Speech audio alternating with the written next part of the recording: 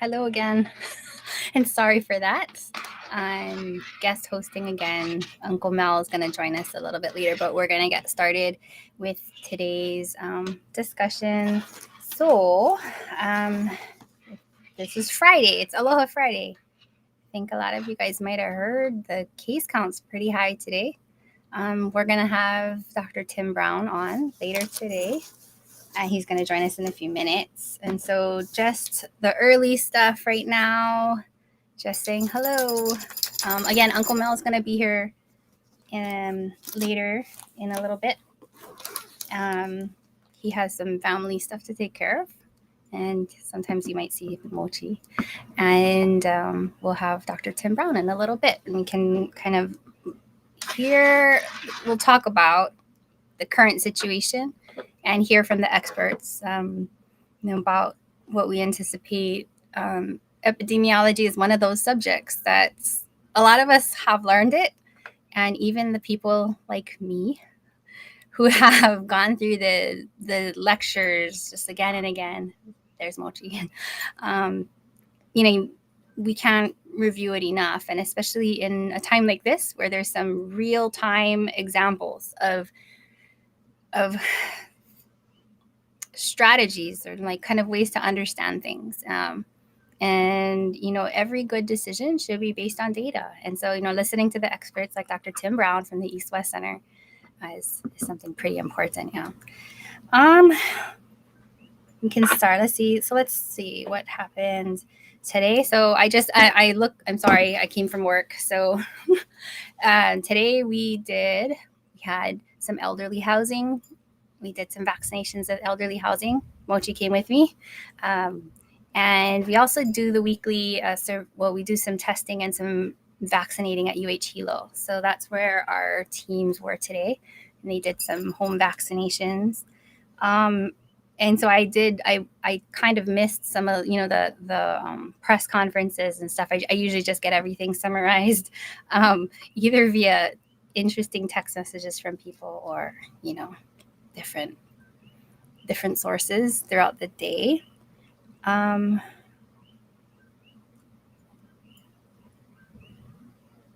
Yeah.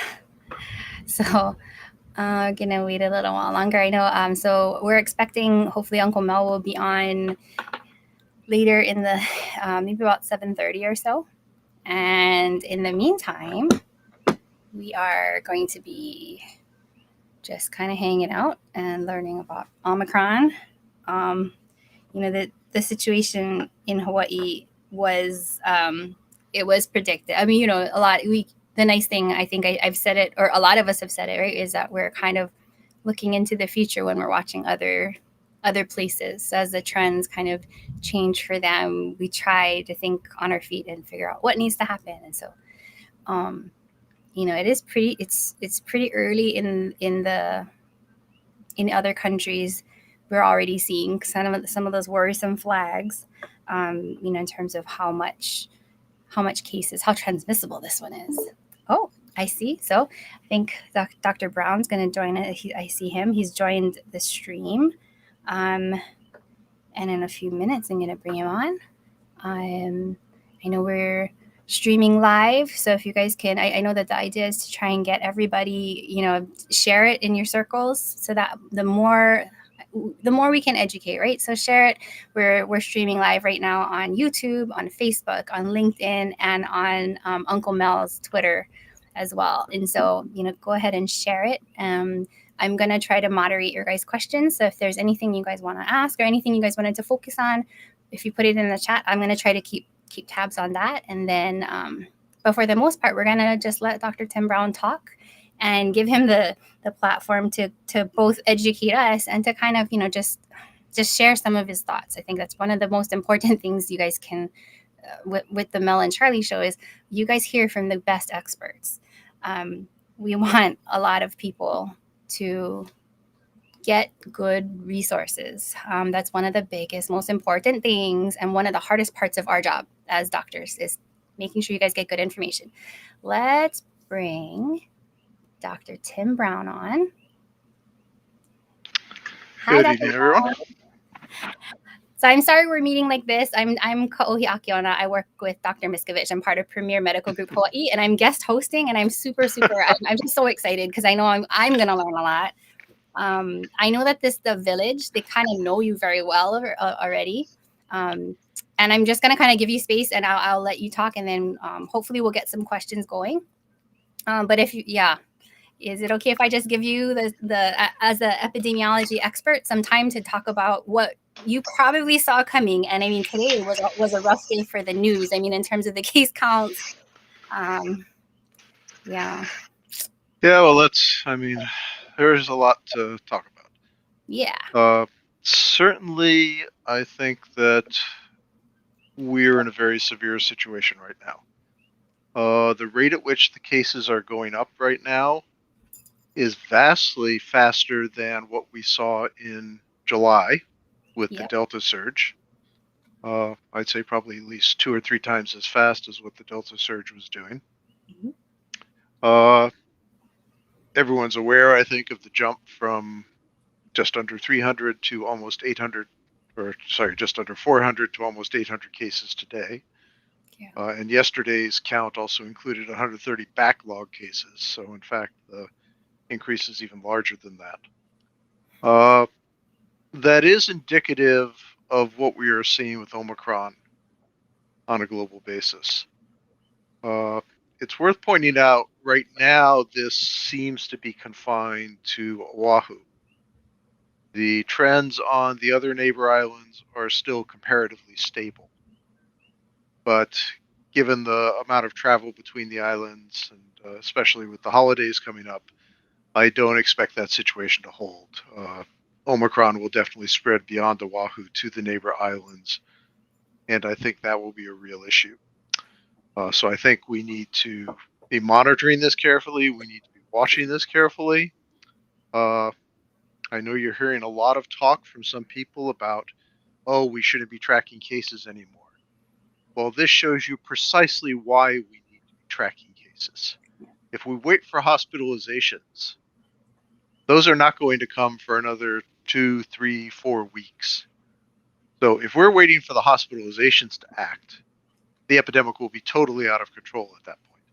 And we will basically be unable to really bring it back in. And if we wait until the hospitalizations go to fairly high levels, then at that point, what's going to happen going into the future will already be foreordained.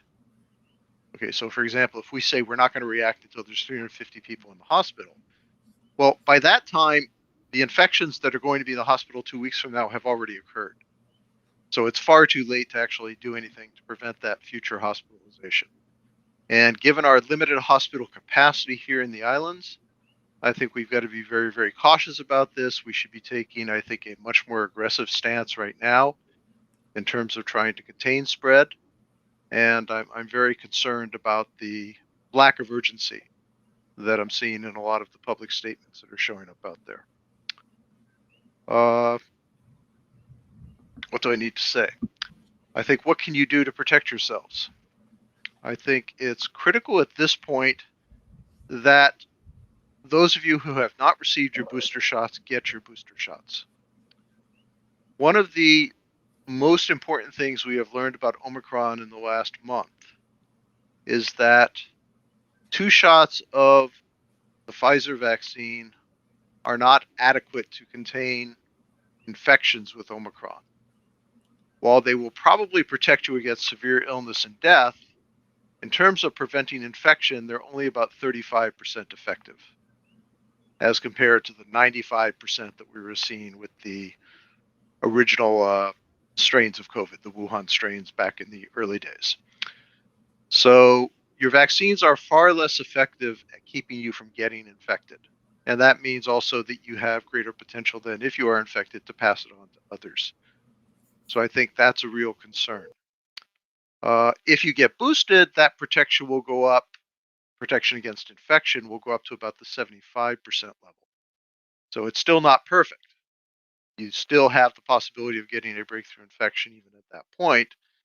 But again, your protection against illness and death will probably increase back up close to the 90, 95% level. So first and most urgent message, if you're not boosted, get boosted.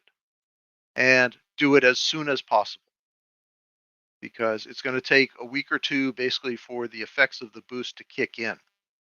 So since you'll be getting together over the Christmas and New Year's holidays, you should be getting boosted as quickly as you possibly can.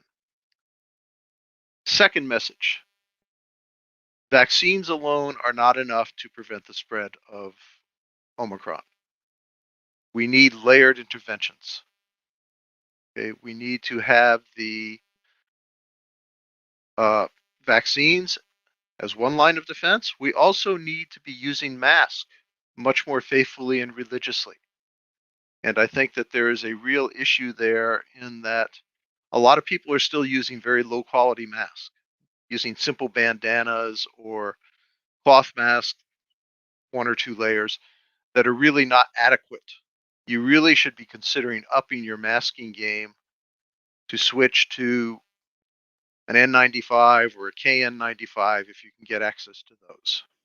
Because I think that those masks are far more effective both at preventing you from passing COVID on to others, but also in protecting you against COVID coming from others. So masking is a critical factor here. Avoiding crowded places, especially where people are not wearing masks indoors, is something that we really need to be doing. One of the things that we have seen with Omicron is we have seen a lot of outbreaks, very large clusters occurring in things such as Christmas parties. Okay, there's one particular case in Norway that's been very well documented and followed up by the epidemiologist of 117 people who went. 74% of them, 80 of them basically became infected at that Christmas party. And then another 70 people who were in the same restaurant that night also became infected. So Omicron spreads very, very easily through aerosols in places that are crowded, where people are not wearing masks. And if you were in there for an extended period, the amount of aerosol will build up, and so your exposure gets much, much higher. So again, we need to be avoiding those crowded settings. We need to, I would seriously think twice if you're thinking about going out to a restaurant. With restaurants operating at full capacity right now, I would recommend extreme caution. We need to work on the ventilation in our public places. If you're holding a Christmas gathering, then keep the windows open by all means. If you can, hold it outdoors, because there the ventilation is about as good as it can get, especially here in Hawaii, where we generally have nice trades and good breezes that basically will blow it away very, very quickly. So again, try to hold it outdoors if you can. If you have to hold it indoors, make sure the windows are open, the fans are going, that everything is being done to get as much airflow through that room as you possibly can. I think those are some of the key things that you can do to protect yourselves. But it's important to remember that Omicron is incredibly contagious. And so I think that's a real issue as we go forward. Okay, and with that, maybe I'll just throw it open for questions. Sorry. So I wanted to take a pause. So we're everybody who can hear us, the Facebook live feed, it looks like it's a data thing. And I don't know if it's because of our storm. I know it's storming here. How's the weather where you are, Dr. Brown? Has it been storming? I haven't looked out the window Never looked out, the entire okay. afternoon, so I've been in front of the computer the whole time. Oh, okay. Yeah, no, I checked on the feed and it looks like it's still trying to transmit data. So you're missing a big chunk of the people that usually there by now you'd have like 100 something people. And so I was trying to fix some of the stuff on the back, but sorry. So no problem. They might end up we're hoping this will because we're recording this as well, and then we'll hopefully be able to post it to Facebook. But we will be missing out on some of their questions for the time being. But yeah, so thank you. I know that the summary for Omicron is one of those things. I was kind of thinking about epidemiology in and of itself. It's one of those courses that it's kind of crucial to a lot of what I do as a physician, but I never get tired of getting it kind of. This is the nerd part of my brain is excited because this is like the real life opportunity to kind of think through like some some things that we've done so well with all the advances we've made in medicine. I know that you're an expert in HIV, for example, and we've done so well with how we've been able to manage things that we no longer usually see such like kind of clusters and outbreaks, except for infectious disease. So I think like it's sad and kind of exciting, but yeah, I don't know if you could see, but there's literally like still lightning and thunder on our side. So I'm wondering if that's kind of what there. So we're storming. That's definitely thunder. Oh boy. Sorry. Doggy doesn't like it. So yeah, I think the hard part is going to be so Mireille. I see people asking about YouTube and everything. And if you guys are going to be the stand-ins to ask questions today, we have the expert in the house. I know that you're going to be giving a talk next week Tuesday as well, I think, right? Next week Tuesday, yes. If you want information or you want to register for that, just go to the East West Center website. Okay. Just at eastwestcenter.org, and I believe right now it's on the front page to be able to register for that. So it should be easy to locate. And I'll be going into a lot more detail on what we've learned about Omicron in the last month or so. Yeah. I mean, I remember I spent Thanksgiving, so I think it was Thanksgiving evening, listening to the South African Health Ministry, just kind of that they were just starting to kind of get through things. And then now, I mean, it's not even a month later, and Norway, and I mean, we had managed an international gathering on island, and right before they were ready to leave, on this would have been probably about the 3rd of December, UK officially changed their re-entry thing, so they were asking now for a PCR within 24 hours. So we had to kind of scramble to help them get back in. And then, I think recently I heard them announce they're going to boost everybody, like all ages. And I think they're trying to get everybody to work from home, and they're trying to get ahead of this latest surge. Yeah, I mean, in the UK, Boris Johnson's government basically has been, until now, pursuing a herd immunity strategy. Yeah. They pretty much have lifted all restrictions. They've had people going out without masks, gathering in public places without masks. They've done very little in terms of actually trying to constrain the transmission. But frankly, I think, Boris Johnson's government's in a bit of a panic right now, because they're looking at a situation where Omicron has literally taken over London at this point. It is basically 75%, 74, I think, was the last percentage of cases in London, which are Omicron, and the rest is Delta. The Delta is still occurring at a fairly high level, on the order of about 5,000 cases a day in London, but Omicron is already now at about 15,000 cases a day. I believe they had 22,000, I think was the number for yesterday. So yes, it's spreading like wildfire through the UK, and the same thing is happening through the rest of the United Kingdom. They're not just seeing it in London, although London is kind of the leader, the precursor of what's going to happen in the rest of the country.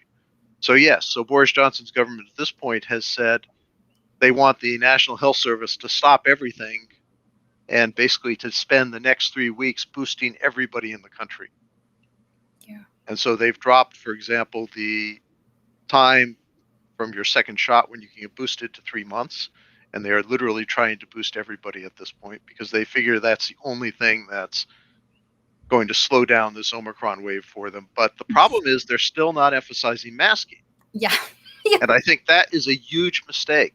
Mm-hmm. Masks are actually, especially right now, given that our vaccines are weakened substantially against Omicron, masks are actually our first line of defense. Mm-hmm.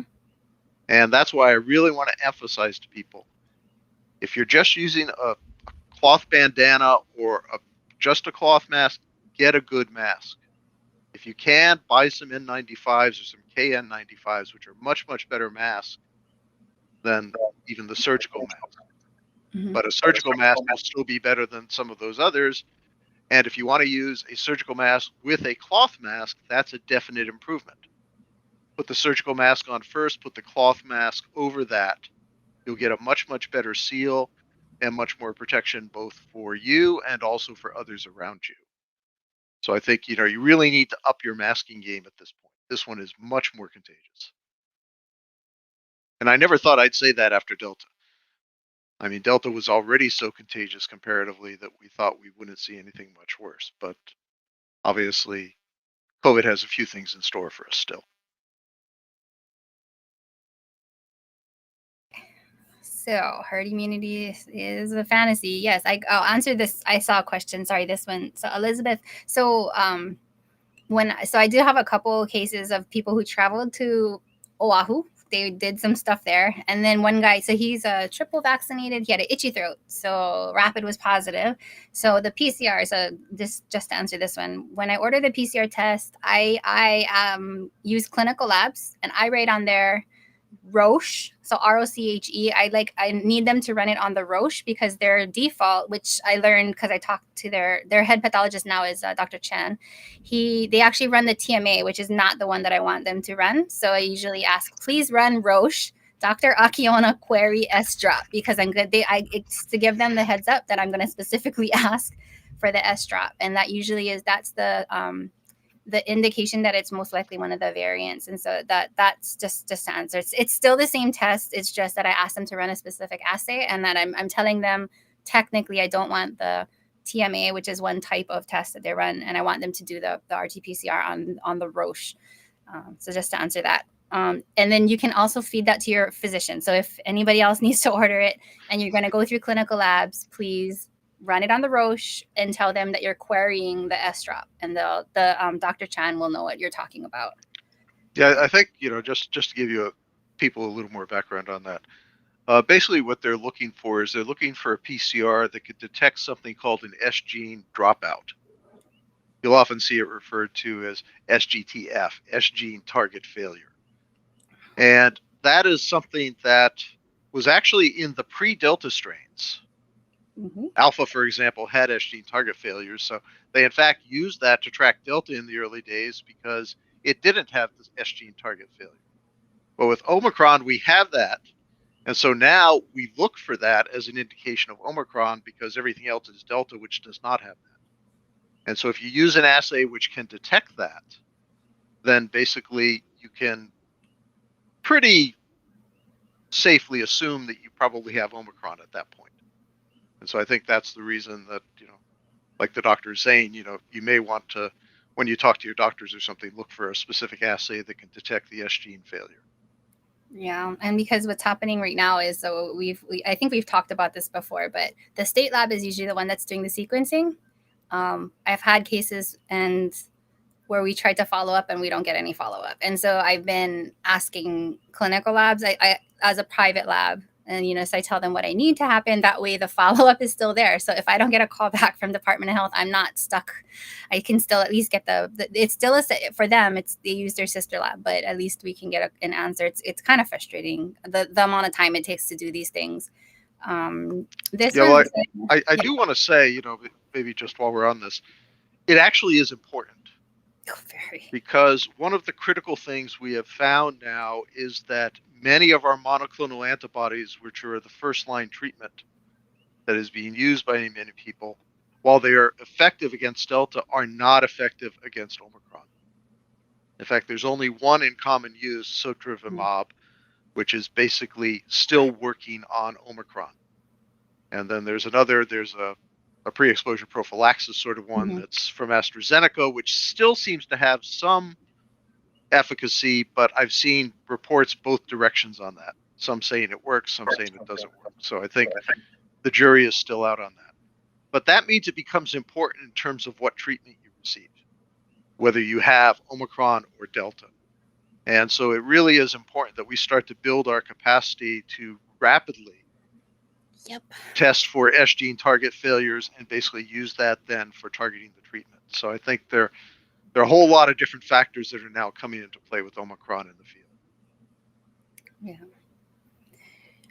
So there's a question. One question is about travel, and I think it's kind of this is the broader question because so today I was boosting at elderly housing, and so a lot of people were preparing for either visitors or for them to visit people, and we were talking about so a lot of people are gathering that this is a pretty serious moment, And they were asking the same thing. So what should we do now? Like, do we cancel our travel? Like, what do I do when my kids are coming? What are the protocols? Especially knowing that inter-island, there really isn't any, there's no checks or balances in terms of movement. What would you like to say about this? Well, I mean, personally, I'm not traveling. I wouldn't even consider it at this point, to tell you the truth. These outbreaks are occurring across the country. I was literally just looking at some data now from San Diego, where they're seeing roughly 40% S-gene target failures right now, which means about 40% of their cases are Omicron. And by Christmas, they are projecting that all of their cases will be Omicron. That Omicron will have forced out Delta. And that's in San Diego, California. New York, in the United States so far, has the highest level overall of reported Omicron at about 13%. But again, our sequencing is very behind the times, very slow comparatively. So in reality, it is probably much, much more than that across the US right now. And so I do think it is spreading very, very rapidly. With that said, many parts of the country are still in a major Delta surge. The northern states like Michigan are very stressed in their hospital capacity right now just from the Delta surge, and the Omicron surge will be coming shortly. So I think that, it's not the best time to be traveling. There's a lot of both variants out there. Good chance you could bring it home with you. So I think in terms of advice, if it's possible to cancel travel, I would strongly recommend it. If people are coming here from the mainland, absolutely they should test after arrival. I would say probably 2 to 3 days after arrival. They should test before going into gatherings of family members. Rapid tests are fine for doing this. The rapid test will pick up Omicron without any problem whatsoever. And they need to be extremely cautious with people who are not in their regular circle, that they're not in contact with on a regular basis. And that includes extended family on the island. So if you're getting together with a bunch of your aunties and cousins from other parts of the island, again, you've got to be careful because you should operate on the assumption that everybody's infected and take the appropriate precautions. Because right now we don't know who's infected. And with Omicron, as with Delta, there will be a large number of asymptomatic infections that would not even be visible through symptoms or through any indications like that. So I think, we've got to be really careful getting together.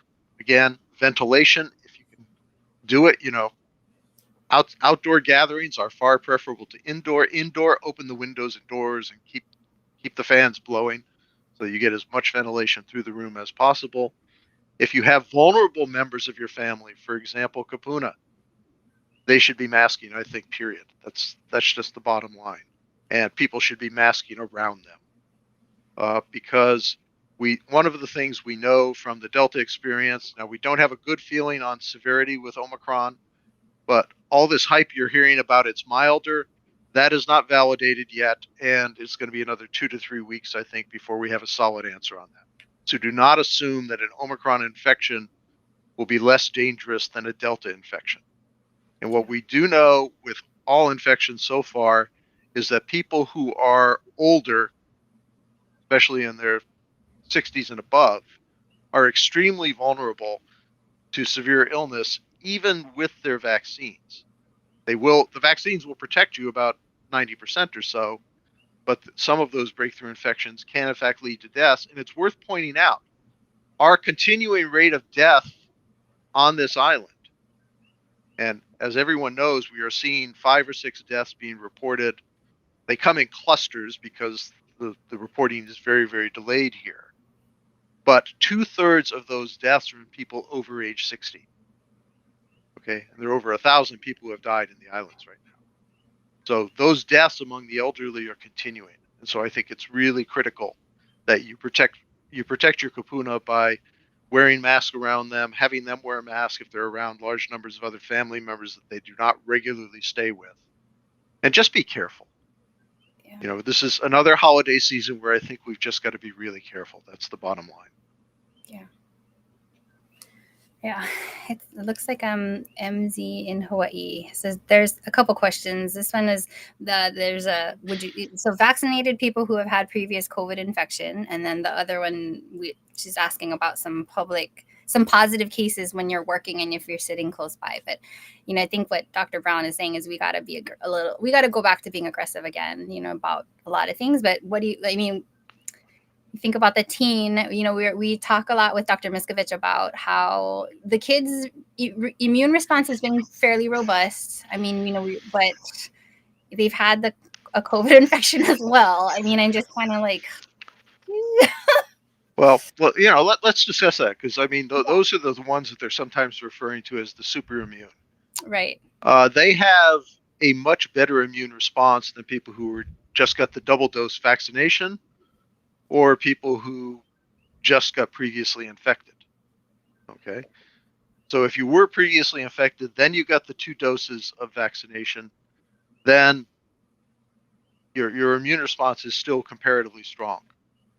Now, again, not as strong as it was originally against the previous variants with Omicron, but it will still be much, much stronger than other people who've just had the 2 doses or people who had natural infection. Those with natural infection only have basically no protection against Omicron. Their antibodies basically do not neutralize Omicron at all. They don't stop the virus. Okay, and that's why in the UK they are seeing about 3 times as many reinfections of people who were previously infected as they saw with the previous variants. So Omicron has what we call immune escape. It basically can escape from the antibodies of people who were infected before. It can also escape from the antibodies of our vaccines to a great extent. Not completely, but to a great extent. Now, that doesn't mean the vaccines are worthless. I want to keep stressing that. The vaccines will still largely protect you against serious illness and death, but they will only protect you about 35% if you're 2 dose and about 75% if you're 3 doses against getting infected. Now, what does that mean, for example, for this teenager who basically was previously infected and had both doses of the vaccine? That person can still get infected. Okay, and so you should not be assuming that somebody who is vaccinated cannot be infected even asymptomatically and potentially spread the virus. So the assumption we should all be working on is that people basically are potentially infectious. And so if we're not living with them on a regular basis or so on, we should be acting accordingly. And I think that's really critical. Yeah.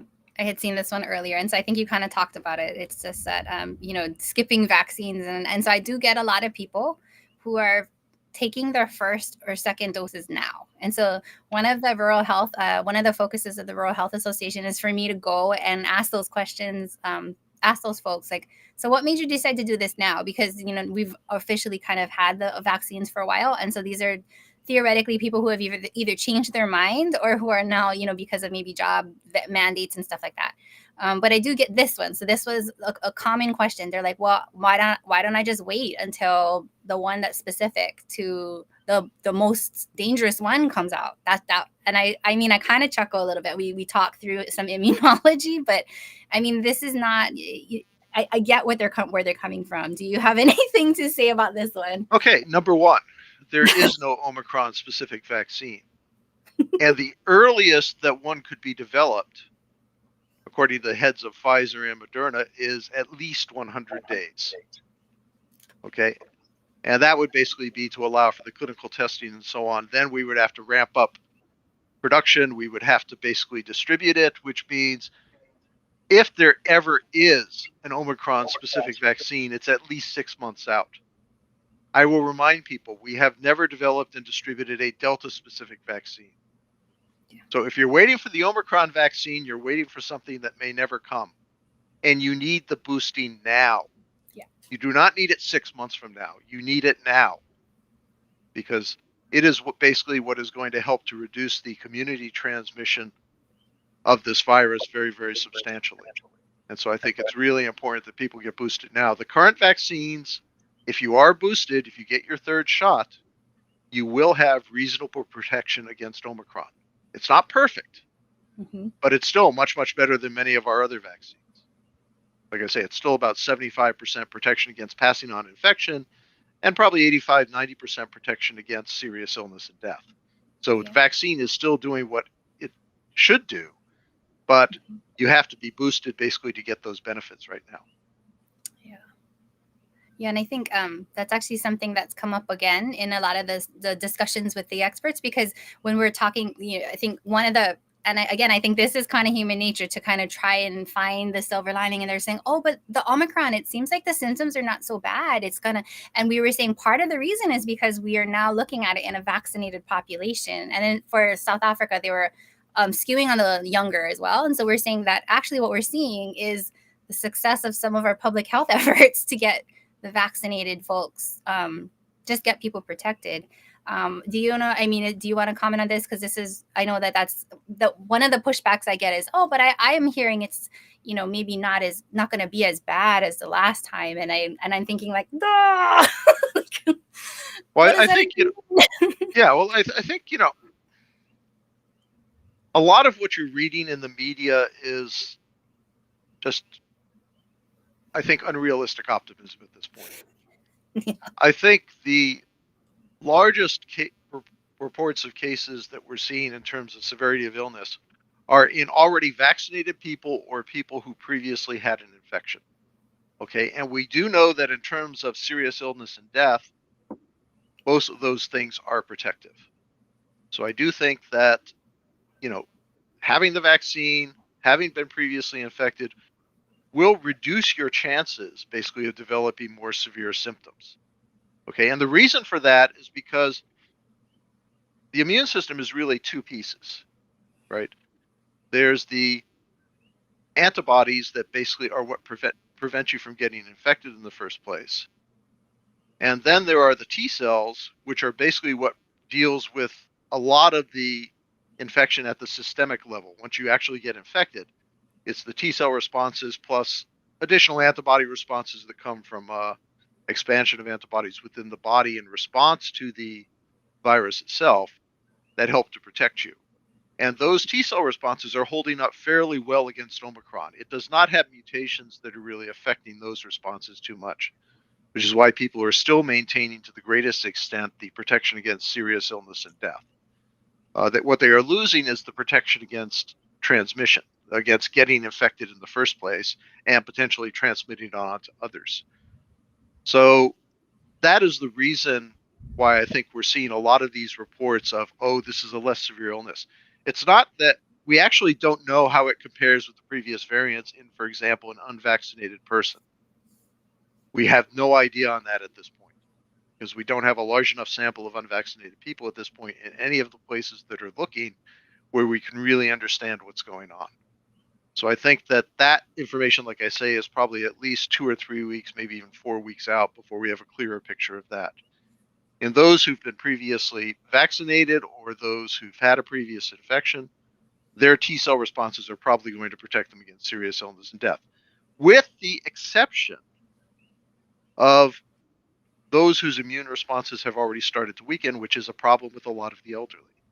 And that's why we see that those breakthrough infections that end up in the hospital are largely the elderly, and they are also people who have other conditions that expose them to more severe illness with COVID. For example, diabetes, high blood pressure, cardiac problems, all of those things are predisposing risk factors for more severe illness with COVID. And that's true with Omicron, just as it's going to be true with Delta. Okay, so those people really need to be taking severe precautions to protect themselves. They should be very, very careful about meeting in large groups.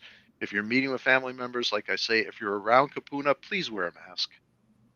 We really need to protect our Kapuna. And I think that's something I can't stress too much right now because, like I say, 2/3 of our deaths in Hawaii have been in people above age 60. So it really is critical. No. Yeah, absolutely. And I think we're at that point where we're just trying to like boost people. And so I think like today I got a lot of questions from the elderly, and I hear them a lot where they're just kind of like they recognize how complex it is.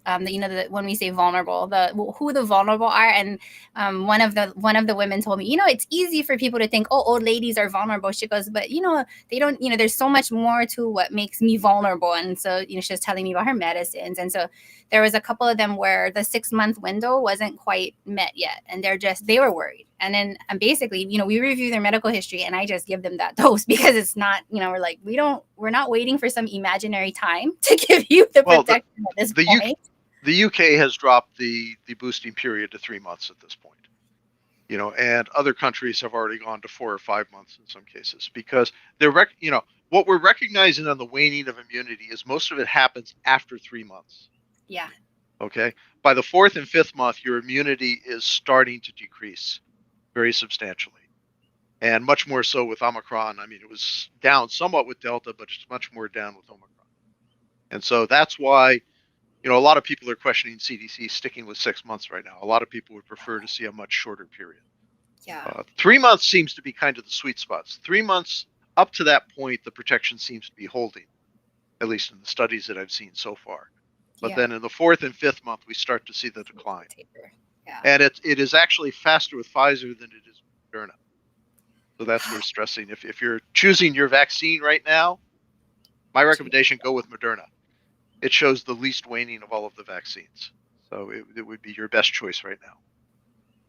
I got the pushback because the Moderna booster. So some of the kupuna today, I said, so the Moderna booster is the one that they decided to go with half the dose. This is how they tested it, right? So they say robust enough immune response, maybe a little less on the side effects, and we want to be globally responsible and have more doses. And so I give them their shot, and then he comes back around. He goes, you know what? I decided I want the other half. I don't think this is. He's like, I don't think this is good. And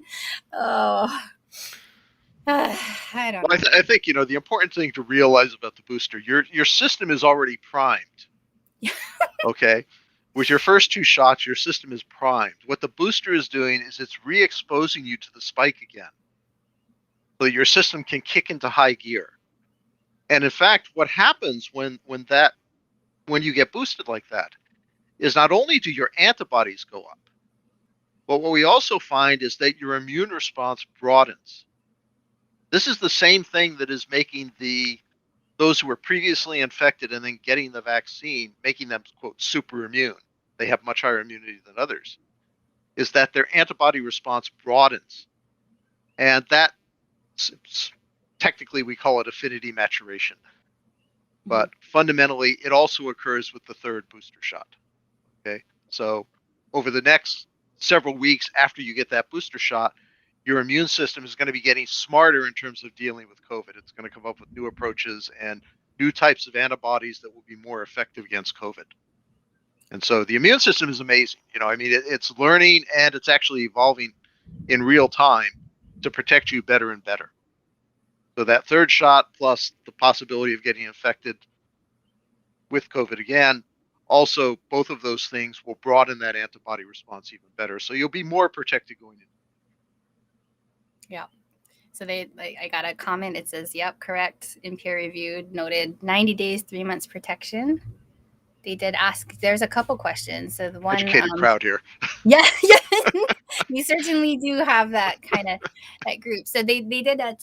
I know that we were initially, because when Omicron was, we were starting to hear about it, and then we were trying to correct the misperception that South Africa was the problem, and that instead they actually were part of the strongest solution because they were looking for things and they had the technology and they were kind of ahead of the game. And so that, it's not that it was kind of battling that perception that, oh, the Omicron came, it may have came from there. We talked a lot about like people with immune suppression who can actually host the virus and allow these mutations. And so what do you think about Hawaii having its own? I don't think that's a goal that we want to have, guys, but let's ask Dr. Brown. I'm less worried about Hawaii developing its own variant, in the sense that basically there are many, many places in the world that are far less vaccinated than we are. Yes. In lower middle income countries, we are still talking 6%, 10% vaccination rates. And so those populations are wide open, basically, to severe infection, severe illness, and also giving the virus free rein basically to develop additional variants. A lot of what happened, I mean, we don't know exactly where Omicron developed. We don't know where Delta developed. Yeah. Although, I mean, certainly it seems to have come out of India, but again, Mhm. that's where we saw the first major outbreak. We don't know where it actually came from. Okay, in fact, the first cases of COVID in the United States, the bulk of new infections in the early days did not come from China. They came from Europe, Yeah. largely from Italy. Okay, so I think it's really important. Pointing the finger does absolutely no good, and it doesn't matter. The virus is going to evolve wherever it needs to evolve. And when you give it a population that is largely immune, then it develops immune escape. Okay, and it finds ways to work around the immunity that exists out there. So variants could develop in a large number of different places. But if we control the spread and give it far fewer people to be infected, then we end up giving it far less opportunity to develop new variants. So I mean, if people take the appropriate measures, protect themselves, then I think we'll have far fewer problems with variants. The difficulty right now is less than half of the world is vaccinated. And that other half gives us real potential for new variant development. Part of the reason why Omicron may have originally evolved somewhere in Africa, we don't know it was South Africa. In fact, the earliest cases of Omicron have been detected in Botswana, Botswana. Yeah. not in South Africa. So, and there have been cases coming in from Nigeria as well. Some of the first cases in Europe basically were travelers from Nigeria. So we don't know exactly where it evolved, but there may actually be a nexus with HIV, in the sense that if you Wow. have people who are immunosuppressed because of HIV and they're not having access to antiretroviral therapy and so on, they can become infected with COVID, and then their infection will last a long, long time, which gives the virus a lot of time within the body to try out different things. Because, I mean, that's what the virus is doing. Okay, when it gets into your body, it's just trying different things. You know, these viruses make a lot of mistakes when they copy themselves. Okay, some of those mistakes help them. Most of those mistakes hurt them, and so they don't take hold, and basically they die off. But when you get somebody who's immunosuppressed, then there's a chance over months, basically, for the virus to be trying all sorts of different combinations. And Omicron is amazing in that it has over 50 mutations. Mhm. Okay, whereas the previous variants, typically 10, 5, 10 sort of mutations. It was not huge numbers, maybe up to 20, 25. But Omicron has almost double the number of mutations that most other variants have seen. So it really is, kind of a quantum leap in terms of what's going on with the virus. And it is something we have to worry about. Yeah. Yeah. I thought I took care of a lot of HIV folks, and that was my thought, was this kind of, the partially dysfunctional immune system kind of just playing host without meaning to, and just giving it time to do crazy things in the setting of a resource poor kind of area where the inequity, I think the vaccine inequity is really a problem. So I Well, think, yeah, I think, we've said that, I think it was uh, one of the researchers in South Africa said that nobody is safe until everybody is safe. And I think that's the simple reality. What we are learning right now is the global nature of public health all over again. Some yeah. of us have known that for years, and we Yeah. recognize that our health depends on the health of the rest of the world. Now the world is learning the lesson in a really bad and nasty way. Yeah. Okay. Because what we are finding is that because we fail to control this thing, and that's not a problem of just poor countries. That's a Mm-mm. problem in countries like the UK, the United States. We have abysmally failed to take appropriate public health measures to contain this epidemic. In the first year, Asia did incredibly well with the original Wuhan strain, and even up until the Alpha strain, Asia was doing very, very well at containing this. They masked, they basically did their distancing, they basically took their precautions, and even without vaccines for the first year, they kept it under control. Yeah. Alpha started to weaken that, Delta broke through that because Delta became so much more contagious that unless your measures were incredibly strict, your masks were very high quality, basically it could still spread. And so had the entire world taken the steps in the first year that Asia took, I think we would have radically slowed down the development of this virus. And we probably would not have seen some of these variants that have evolved because we've allowed it such unfettered ability to spread.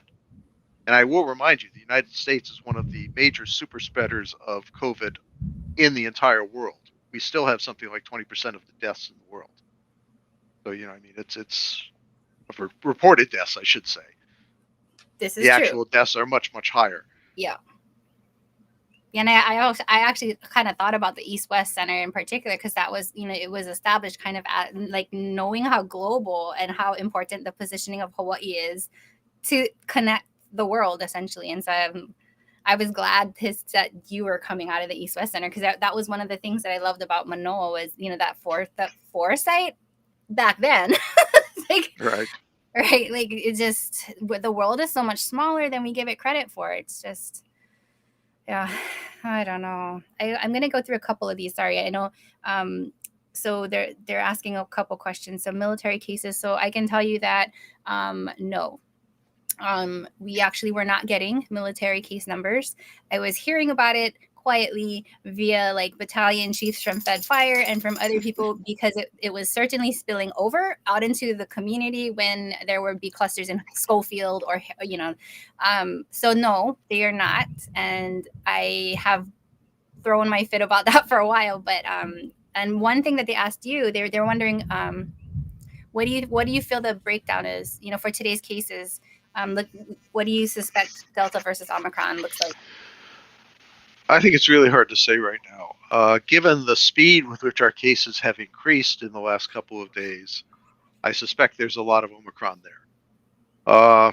However, with that said, given that we lifted most of the restrictions in the island on December 1st, and we were just coming off the Thanksgiving holidays,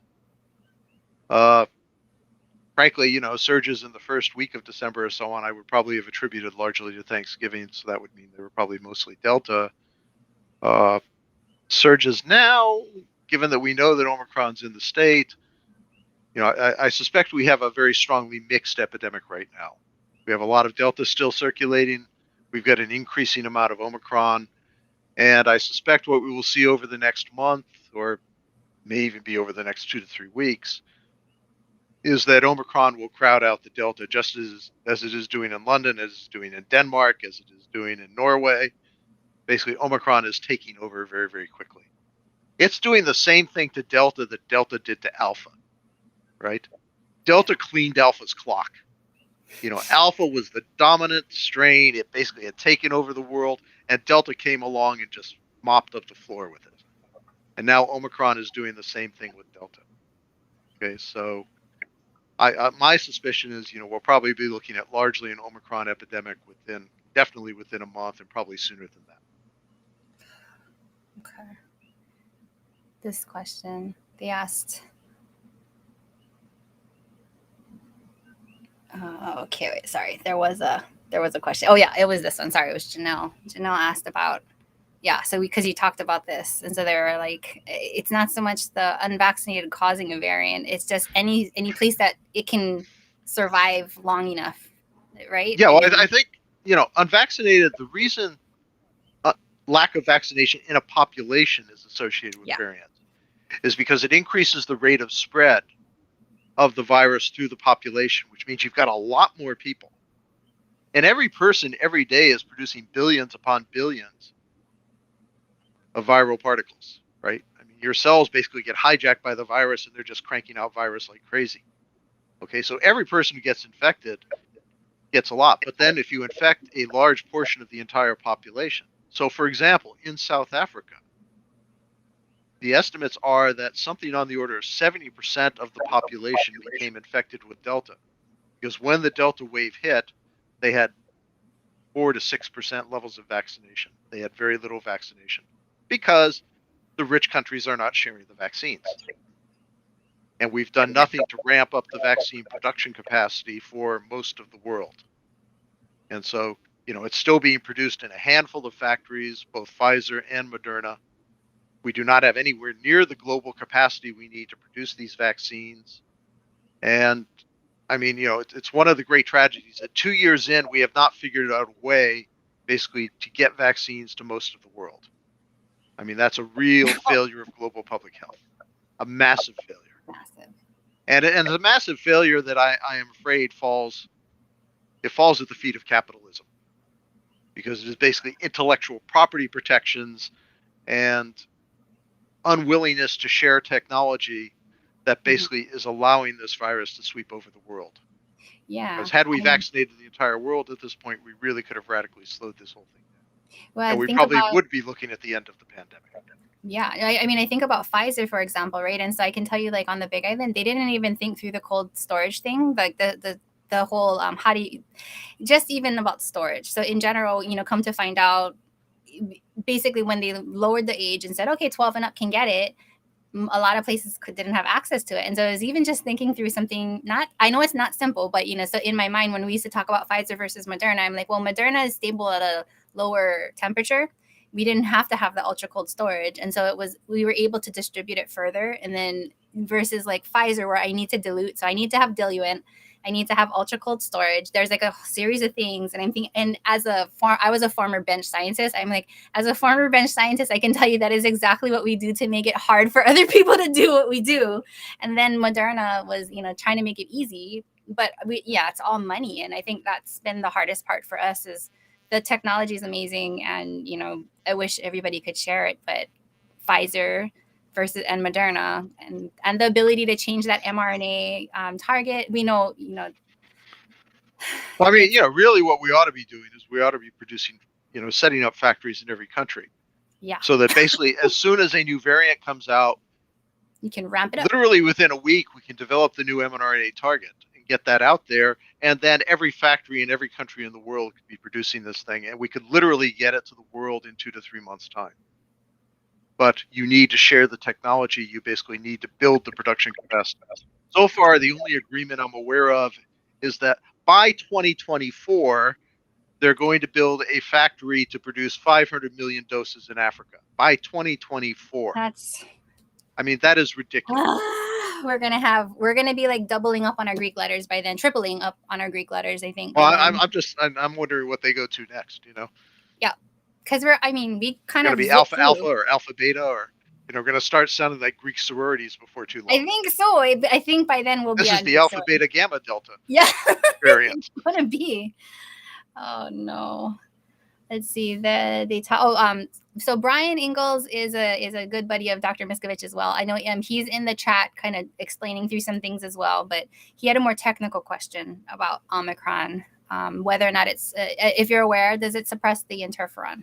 I haven't seen any specific studies on that at this point. I mean, certainly, Delta had some suppression capabilities, I know. So yeah, wouldn't surprise me if Omicron has them. But again, let's remember, we are literally less than 4 weeks out from the world even being aware that this thing exists. So it's amazing that we know as much as we do at this point.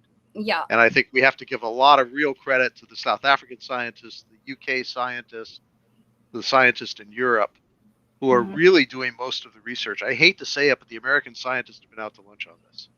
No. I mean, our scientific community has been late to the party every time. Yeah, I mean, CDC gets studies out 3 or 4 months after they're needed. And I'm sorry, but I'm frankly fed up with it. It's affecting a lot of things, because then we're still stuck on old recommendations, and people are still following old recommendations, but doing new behaviors that then kind of make my job a lot harder. So, it's like, I mean, no. the booster science was at least 2 or 3 months ahead of CDC.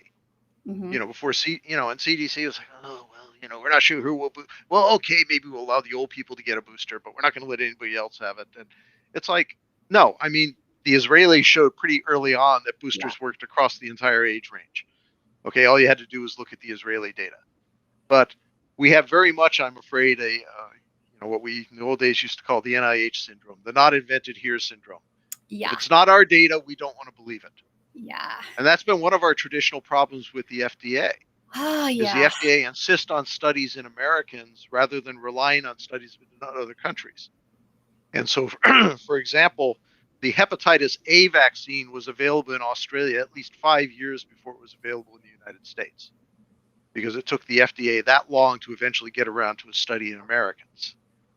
Whereas I actually got my hepatitis A in Thailand because I could get it there, whereas it still wasn't available in the US. So, we just have an incredibly slow apparatus that doesn't work fast enough in a world of global science. And it really needs to start taking into account quality studies that are done in other countries and use those in making decisions about approval of drugs and approval of new medical devices and so on. So a lot of times the village, they kind of ask like, what can we do? So I mean, in terms of, because I know that from where you sit as well, you can see the frustration. We share the frustration of that slow moving ship kind of making the rules. And so a lot of times, the folks who are watching you today, they ask, what can we do to help, or how, and so I don't know, do you have some suggestions for them? Anything? Again, I think what I started with first, okay. Get boosted, get everybody around you boosted. Boosting is critical at this point to both slow the transmission, but also to protect you against more serious illness and death. And I think that that's especially important for the elderly in our communities. So keep that in mind. Wear your mask. Stop going to Christmas parties at this point. Christmas parties are generally super spreader events, is what we're finding place after place after place. Okay? Not the right time to go into large parties. Do not go into large crowds. Do not go to concerts. Those are going almost certainly to turn into super spreader events with Omicron in the community at the level it's at right now. So I think that, people need to be responsible for their own protection, but also for protecting others around them. And that's especially important for those of you who are living with people who are immunosuppressed, your kapuna, children who can't receive the vaccine. I mean, all of them are vulnerable. And so we have a responsibility to protect ourselves, to protect them. And I think that's critical. Ventilation has been underplayed throughout this entire epidemic. Outdoor meetings whenever possible. Open the windows, open the doors, open everything you can open in your house when you get people into the house. That will reduce the chance that you can build up an infectious level of virus in the room. Okay, so take advantage of ventilation, absolutely. And that's especially important here in Hawaii, where we can open the doors and windows. We're not going to freeze to death because we do that, right? Yeah, it's a little uncomfortable compared to the air conditioning, maybe, but hey, that's fine. Get HEPA filters in your workplaces and even in your homes if you have a lot of people coming in and out of your home. Okay, HEPA filters do remove the virus from the air, so there's a lot of value basically to them. But again, we've underplayed that. We really haven't emphasized that at all. I think, those are some of the key things that you can do. But in general, I think just be smart about it. Don't go into places where you're likely to get exposed to the virus. It's really about making intelligent choices. If the restaurant's really crowded, don't go in. Even if it's, moderately crowded, I wouldn't go in. Eat outdoors if you can. If they have tables outdoors, get one of those outdoor tables. Okay? I think it's really critical that we take the steps, every step that we can, basically to reduce our risk at every level. Because this one has upped the infection game so much that, like I say, your vaccine alone is not going to protect you. You've got to have layered mitigation. You've got to have layered approaches for dealing with this. And then I think we can protect ourselves and protect the entire community, which I think is what's critical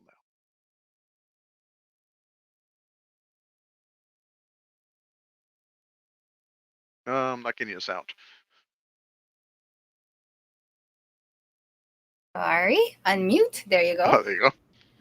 So a few more questions, and then I know that Brian kind of talked in the chat about the immune compromised. There's a few people who are talking about getting their 4th doses, and so I just wanted to kind of mention to the group that, so for some people who don't make enough antibodies, we're actually checking on these folks. A lot of times we get their blood tested and we check their titers. We actually are able to follow it, and for some people they are getting more frequently than the average person. So there's those broad population-wide kind of recommendations, But for the immune compromised and for certain specific groups, we do draw the blood and we do want to check what their levels are at. So that's probably one of the folks who's getting their ready for their 4th dose. She mentioned she wants to get the Moderna but is afraid and was going to stick with Pfizer. I don't know if you had anything. I'll take this. I'll hide this question for now, and then we can. She had asked about what to do. Like, what do you think? Well, I'm not a medical doctor, so I really don't want to give advice in that regard. I think, you need to talk to your own physician, basically, see what they have to say, what their experience has been. Because, remember, the medical community shares a lot among themselves. They talk among each other. And so they get a much better idea of what's going on. Yeah. And I will say that, so Moderna, all in all, I think everything is going to be that risk benefit, and we are seeing a lot of benefit to taking that Moderna booster. So to the person that asked that question, I think the risk outweighs the risk is outweighed by your benefits. And if you are somebody that needed that for 4th dose, I generally tell people, Moderna, because that's how we're counseling all of the folks who are taking their 1st and 2nd, their 1st doses now. We're saying go with Moderna at this point. And it's specifically based on the information that Dr. Brown shared a little bit earlier about the waning immunity and stuff like that. That we know. I'm trying to get people away from the Janssen, the single dose, because it's not as effective in general. There was a big chunk of the Big Island that's all they were given. So we're actively trying to track those people down and boost them up. But I would say go for that 4th Moderna if you can. Let's see. Sorry, going through these questions. 67, great breakdown. Oh yeah, it was this guy. So specifically about the CDC. So exposure definitions, because it really is, they really are old, but it wasn't so much the exposure definitions that I was concerned about, but that they were still, the recommendations are not very strong about testing. So vaccinated specifically. I don't know if you have anything to say about that. Vaccinated people should assume that they have risk of infection just like anybody else. This antiquated idea that they came up with back in May, that the vaccinated could throw away masks and didn't have to worry about infecting anybody, it was wrong back in May, and it's even more wrong now. We have absolutely no question that vaccinated people with Delta have basically the same viral load as unvaccinated people with Delta, which means at least for the first several days until their immune response kicks in, they can transmit as easily as an unvaccinated person. Okay.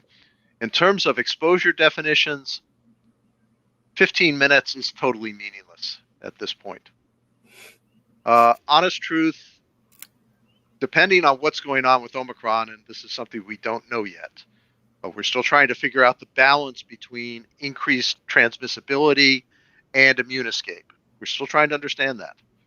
It could be that it's twice as transmissible as Delta was, in which case it's up in the same range as measles. And anybody who's dealt with measles knows, if you got an unvaccinated population with measles and you go into the room with a kid with measles, 70% of the people are coming out of that room with measles.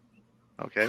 Well, if Omicron has reached that level of infectivity, then basically you want to stay out of closed spaces, period. That's the bottom line. We don't know that at this point, but the other part of it is the immune escape. And so your vaccine is not protecting you the way it used to protect you. And so I think that, it's really critical protecting you against infection. I want to keep stressing that, against infection. It's still protecting you fairly well against severe illness and death, but it's not protecting you against infection as well as it used to. So I think it's really critical that you be very, very cautious going forward. Okay. So, and I would stop looking at artificial definitions such as 15 minutes over 24 hours or something like this, because literally just standing next to somebody who's got Delta for 2 or 3 minutes is more than enough probably to infect you. Okay, so those exposure definitions are rather meaningless. You really need to be assuming that people are infected and taking measures not to share air with them. Stop swapping air with people. That's the bottom line. That's a very nice holiday message. I think I might actually put that on my holiday card. Don't share your air. Yeah, exactly. I mean, that's what's really critical here. Yeah, no, you're right. Let's put to death once and for all the garbage about it's not airborne. Got news for you. It's airborne. It's been airborne since day one. And it's even more airborne now because your people with Delta and with Omicron are producing so much more virus at this point that there's a lot more in the air. And those aerosols can linger in the air for hours. And that's why indoor spaces with poor ventilation are where it builds up. And so you can actually get an exposure just by being in there for a few minutes. Okay, so it is absolutely airborne. Don't ever think that it's not. Yep. I like that. So I can, we're coming up on the 8 o'clock hour. I'll give you, would you like to share some final thoughts for the evening, for this lovely Friday evening where it's storming here, but I don't know. Give you some I time. think my main recommendation is please be careful out there. We saw 797 cases today without any reports of any backlogs, I'll have you know. And that was from only 8,000 tests. Okay, the positivity rate, I believe, was like 8.6% or something today for the tests that were done. And remember, this was Wednesday's numbers. This is not today's numbers. This is Wednesday's numbers because there's a 2-day reporting delay from Department of Health, which means there's a lot more Omicron there today than there was on Wednesday. Okay, so just assume it's out there in the community. Assume that it's extremely infectious. And I think that it's absolutely critical that you take every step you can using multiple layers of protection to protect yourself and those around you from this. If we don't do that, I remind you, Hawaii has extremely limited hospital capacity. We are close to 2,300 people in the hospital right now. I think the last number I saw was 2,275 out of a capacity of 2,400 beds. Okay, and a lot of that is backlogs of people who've not received medical care for the last couple of years because they've been holding them back because we were trying to deal with people with COVID. Okay, so our hospital capacity is already toward the edge. And so if we get another 200 or 300 people with COVID and try to put them into the hospitals, we're basically going to kill our doctors and nurses. That's all there is to it. They're exhausted at this point. They're tired. I remind you, 20% of the nurses in the United States have quit the profession in the last year. That's how bad the exhaustion level is among medical care professionals. And so I think it's really, really critical that we do everything we can to protect ourselves, to protect our families, and to make life easier for our medical care providers who have done so much for us in the last 2 years. And I think, that's kind of where I would really leave it. Please be very, very careful out there. Take every measure you can. Use rapid tests if you can get access to them. If you're getting together in large groups, you've got people coming from the mainland, absolutely. They should be tested basically before they enter into any large gathering. And you should be doing those testings right on the spot. Don't say test a day before or 2 days before or 3 days before. They should be testing 15 minutes before. It takes 15 minutes to do one of these rapid tests. Have somebody standing at the door doing the test, and they wait outside until their test comes back negative, then they're allowed into. I mean, that's the kind of precautions that we really need to be taking at this point to keep people safe. And I would really encourage the state and the counties basically to start doing what New York is doing, which is they are buying test kits and they are rapid test kits and they are buying masks, good quality masks, and they are sending them out to people.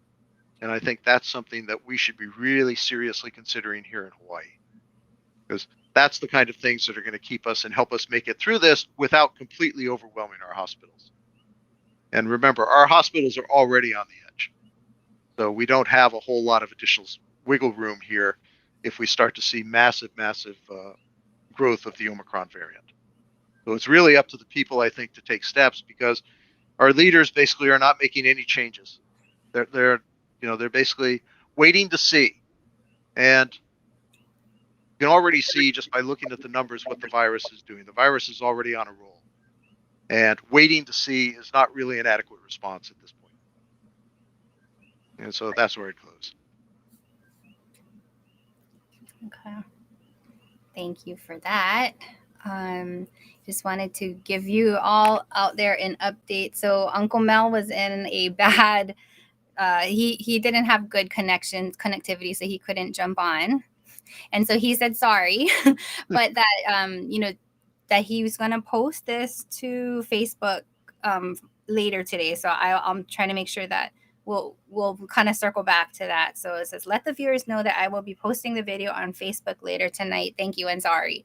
And so, I appreciate you kind of humoring me today, Dr. Brown. I know you and I haven't met each other, but I do follow your work and I'm a big fan. And with Dr. Miskovich, he talks just about you guys and his circle of all the experts that exist in Hawaii. And I think one of the important things that we've been trying to get to the leadership in who are asleep at the wheel is that we have really good capacity. We have really good brain power in the state itself, and that there is no reason why we shouldn't be doing better. I wanted to thank you for what you said about the hospitals. That was actually one of the questions that people, someone had asked about, because as somebody who takes care of people in the hospital, I am exhausted. And, we frantically try to keep people out of the hospital. And so one of the saddest moments for me was learning that maybe the Regeneron isn't going to work as well for the Omicron. And so that was one more thing, because I was okay. At least I have Regeneron. We have EvuShield coming. At least we can try to keep them out of the hospital. But we are so close to tipping all the time. And I practice on the Big Island, so it's just we're always on the verge of collapse all the time. Right. We always have. We don't have nearly enough physicians. We don't have nearly enough resources. So I very strongly second everything Dr. Brown said. And it's I can tell you guys that this Christmas is not as, I don't feel as down as I did last year, because we do have the vaccines. But by no means am I thinking this is a celebration yet. I'm still in Grinch mode. I completely agree with him. Don't share your air. And I have an 11-year-old, and that's really, really hard, because it's that balance between we need to be around people again, and we need to accept that normal is not going to be what you think it's going to be, and that we're going to have to do a lot of things that you already know how to do. Right. Yeah. But I think the other thing I want to say is we need to reverse the negative attitudes on mask. I think one of the failures of public health messaging in the last 2 years has been this attitude that's been spread within the United States that masking is a terrible, awful, terrible thing. It's just an abridgment of our freedoms, et cetera, et cetera. It's not. Masking is one of the most intelligent things you can do when a respiratory virus is spreading through the community. And we need to get smarter, like the Japanese, who basically have accepted mask as a part of life. And if they have a cold or they have any respiratory illness, they wear a mask. If there's one in the community, they wear a mask. If they're on the subway, they wear a mask. We need to adopt that sort of attitude right now, because with masking, with high quality masks, we basically can control this thing. But the problem is, we're not doing that. And so I really want to emphasize to people, look, I know it's inconvenient, but hey, the mask is there to protect you and to protect everybody around you. So use it. The vaccine is there not only to protect you, but also protect those around you from getting infected. Okay. So again, get vaccinated, get boosted. With Omicron, get boosted. So again, I really want to stress those messages to people. If you can get access to testing, use it intelligently to make larger gatherings safer. Mm-hmm. Okay. It's not perfect, but it's one more additional layer that will cut out some more of the people who might actually potentially spread within a large group. Mm-hmm. And if we apply all of those across the board, then we basically can control this thing. I don't want this sense of hopelessness. We're not helpless against this thing. We know how to deal with it. The problem is we've been unwilling to deal with it. We've constantly been looking for returning back to what 2019 was like. And we need to accept, at least for the next 2 to 3 years, until we really get this thing under control, we're not going back to that. That's not the normal anymore. Yeah. The new normal is a situation in which masks are part of our lives. Whenever a major respiratory outbreak occurs in the community, we need to go back to masking. We need to use testing appropriately and intelligently as a public health measure. We need to keep our vaccines current. And who knows, it may end up with these viruses that we may end up having to get vaxxed twice a year or something. Well, if that's what it takes, that's what it takes. Okay? So let's just accept that the new reality is different than the old normal. and just get on with it. Stop making excuses as to why we can't do it. Let's just do it. We have the ability. Yeah. I think that's it's just be flexible, a little bit flexible. I was talking to, because we have been able to safely get larger gatherings together, and it takes all of the tools in the toolbox, and then just, trusting the experts and kind of trying to figure out where the good sources of information is. And so I think, the village, thank you for letting me host today. I know I'm going to be back on Monday, just to warn you guys. So I'm back on Monday with Dr. Dworkin. So Dr. Dworkin will be on Monday.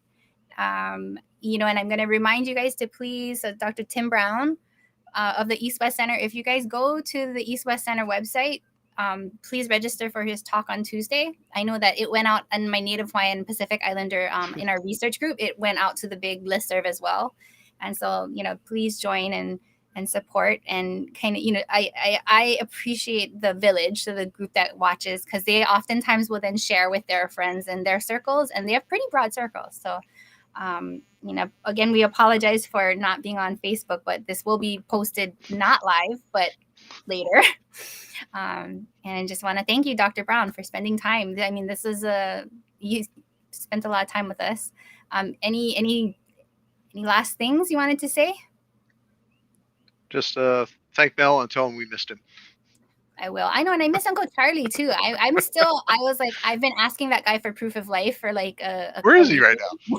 Yeah, why is he not here today? He's still working. I mean, the poor guy. He's doing airport safety stuff, and yeah, I know. He works from sun up to sundown. But every now and then he shoots me a quick text just saying, "Hey, I'm okay."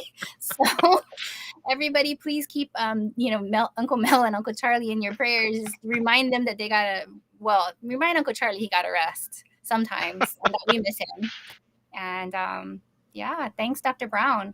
And thanks everyone for joining us. Yeah, thank you guys for spending time with us on Friday night. Hope you guys have learned something, and we'll see you on Monday. Okay. Bye, everyone. See ya. Aloha. Go like that. But there. Oh wait, I always go the wrong way. That way. There you go. I gotta learn the camera thing.